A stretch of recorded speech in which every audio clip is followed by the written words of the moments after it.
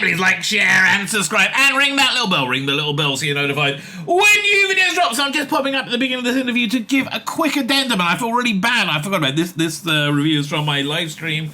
When was it? May 21st, right? Whenever you're watching it, back in May 21st. Come and join us on live stream. We have fun. We take the piss. That's basically, the modus operandi. Anyway, I did this review then. I forgot to mention the reason. I got to mention that I got to give thanks, right? I got to give thanks to Keith Isles, right? Keith Isles. He has a great channel called Home Media Minefield. Another one called British Isles, spelled EYLES, I think, right? Something like that, right? Anyway, he got in contact with me.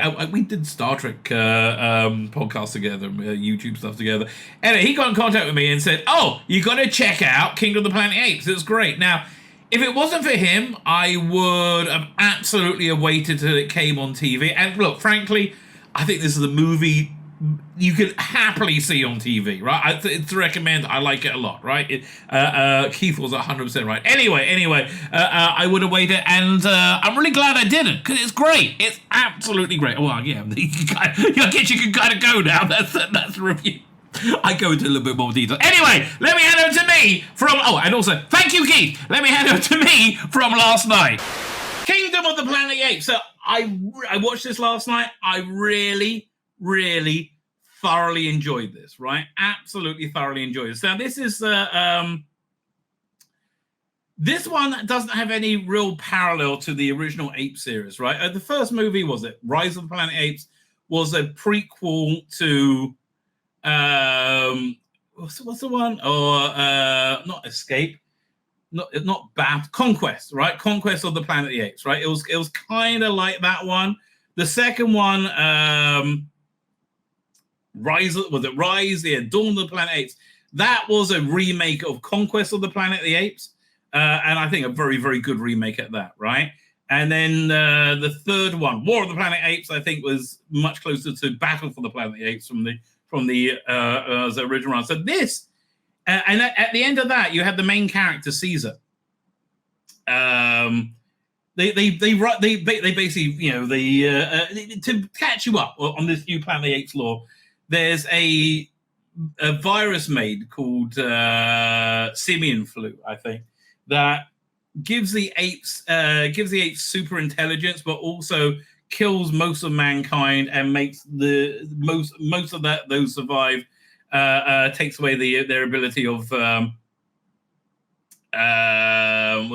ability of higher thought, right, and the ability of speech.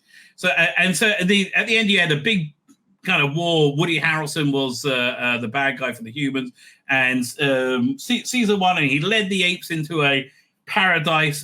It's basically, the humanity has been destroyed by this virus, and they go off and create their new world.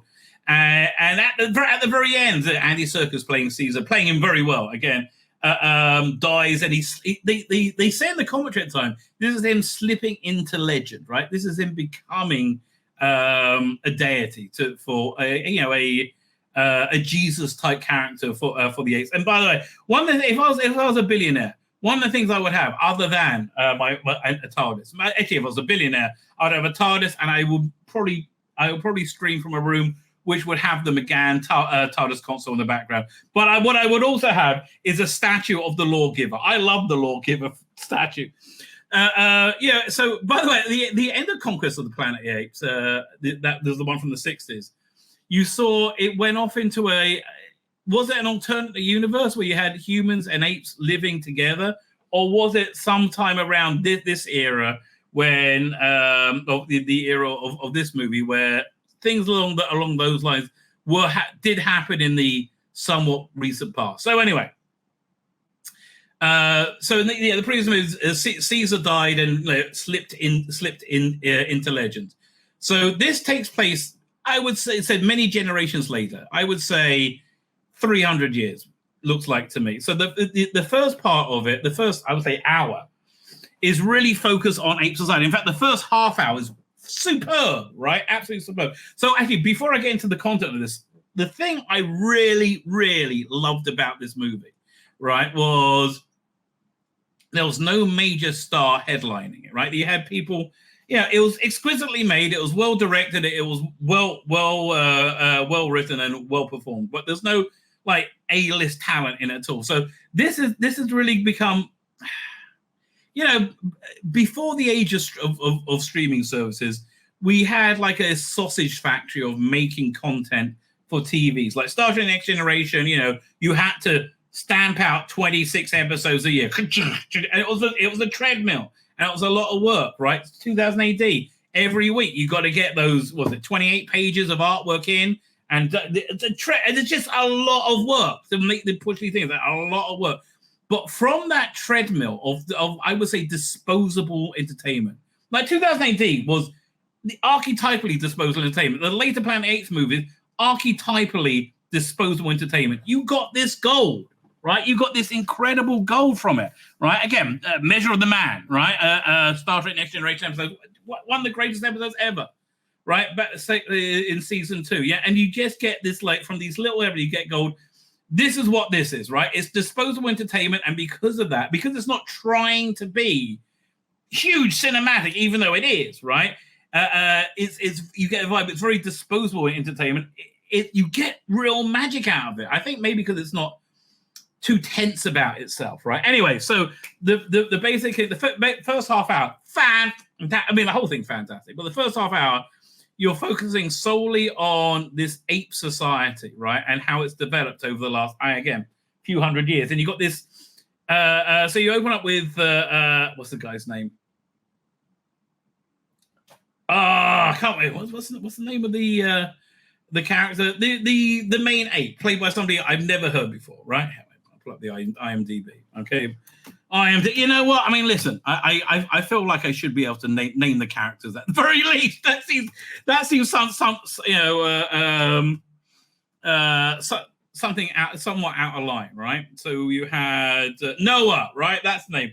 Noah was the main ape, and he's got these two friends, and they got this like their bar mitzvahs coming up, right?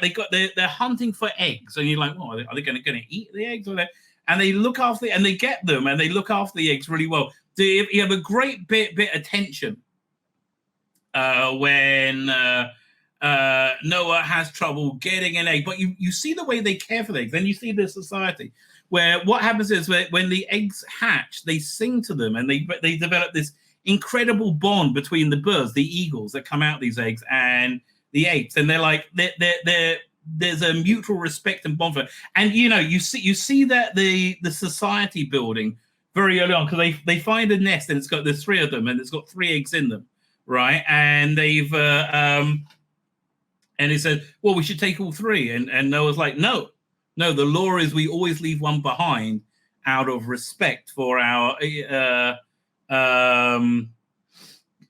winged brethren, whatever you want to call it. So anyway, then you get more into his family history. His father is the guy in charge of the eagles, of all the birds, and there's definitely a lot of tension there, which isn't really explained that much. But the point is this: there's when they're going out searching for these eggs at first, they get the feeling that there's these what they call echoes, which are feral humans.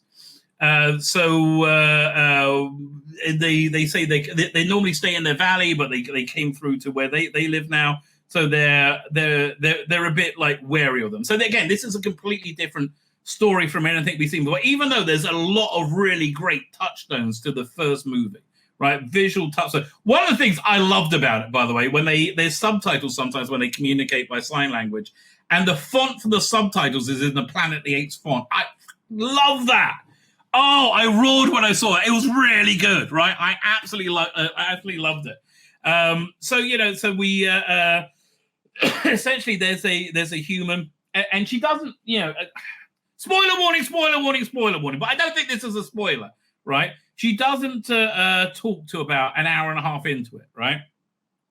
But you can tell she can talk. She's wearing she's not wearing rags. She's wearing tailored clothes, real clothes.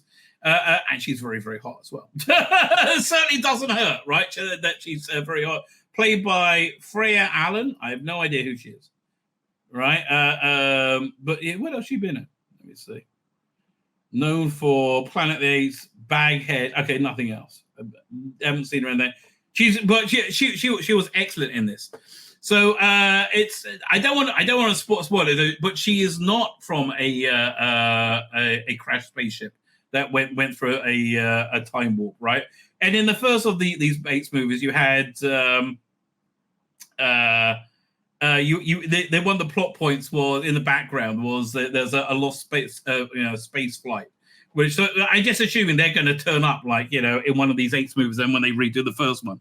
So this special human is around, and she's being chased by the bad ape, as he called Caesar Cornelius, who are super violent, and does something that completely tears apart this tribal society, right? These bird tribal society. Which sends Noah on to a genuine hero's journey. You don't see a hero's journey often anymore.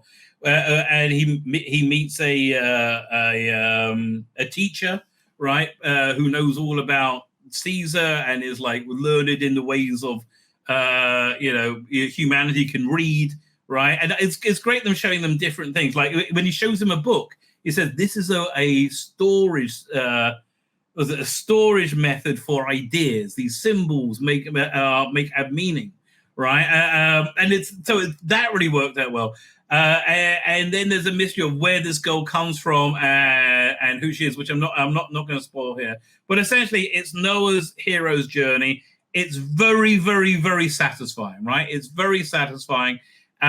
You get all the great ape action that you're used to getting. It's very, very organic to the rest of this series, and I would say the rest of the Planet 8 series. Again, there's some great visual touchstones when you have the feral humans being hunted by the apes. Conrad says Caesar Cornelius, so both Roddy McDowell's character, and he's a bad guy. Yeah, but his title is Caesar because his tribe also knows about Caesar, but you get into like how they have a corruption of religion. Like, how long is it? You like have like a corruption of religion rather than a more honest take on religion. Is this worth seeing at the cinema? Probably not, right? Probably not. I think look, as long it needs a big screen TV. But again, it's very disposable entertainment. I think it's much better for it, right? It's really much better for it, and it does kind of move in. By the end of it, it ends on not a cliffhanger, but a way they can continue the story in this time zone and see what else happens, which I think would be interesting. Or they could go 500 years in the future, 100 years. They could. It's like they could do pretty much anything from this point. But yeah, really, really, really great work. So let me see who directed this, because I was really impressed with the direction, right? And also, one of my favorite characters was where is he? It's his teacher. Was it Peter Macon? Right? I have no idea. I've seen it. And also Kevin Durand played the bad guy. I really recognize him, but I can't remember. I don't know what I recognize him from. Let's have a look. Known for X-Men Origins Wolverine, Robin Hood. Okay, he seems to be a jobbing actor, right? He seems to be a jobbing actor, but I've certainly seen him in something before. Was it? Oh, you know what? I think he might have been in. He might have been in that. What's the name of that show? From about 10, 15 years. Oh, yeah. No, he definitely is him. He played Jason Woodrue in the Swamp Thing TV show, but also he was in that that vampire show, The Strain, which I thought was very, very good. He was really great as a bad guy, right? He was really great bad guy. And Peter McCon as the teacher type person is what's he ever seen him in anything before? It's been in the Orville, right? And Shameless. So again, this is what I like it. It's a bunch of jobbing actors doing a good job, right? Doing a generally good job. My name's Tzvi Lebetkin, the Rabbi from another planet. please like, share, and subscribe. And ring that little bell. Ring the little bell so you're notified when new videos drop.